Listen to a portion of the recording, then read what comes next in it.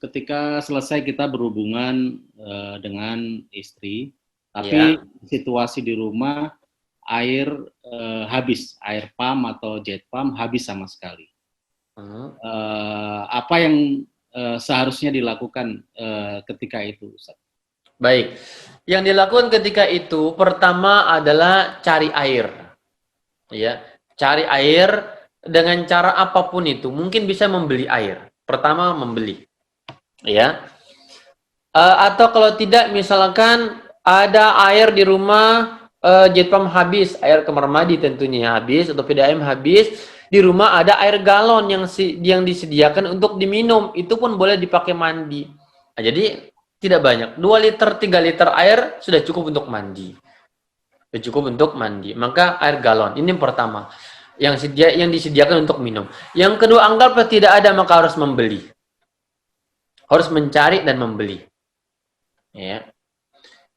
Diprediksikan belum buka tempat penjualan air galon. Ke tetangga pun nggak ada, misalkan. Nggak ada juga ke tetangga. Nggak ada yang lainnya. Nggak ada empang juga di belakang rumah, misalkan untuk mandi atau berwudu itu. Untuk mandi. Maka sholatlah dengan bertayamum. Sesuai dengan kemampuan yang ada. Namun tempuh tadi apa? Pertama, lihat air minuman, galon. Ya.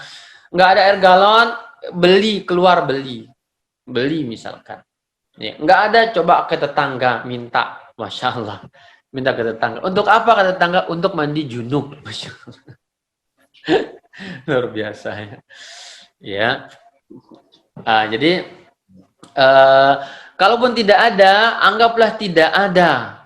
Tidak ada, ya.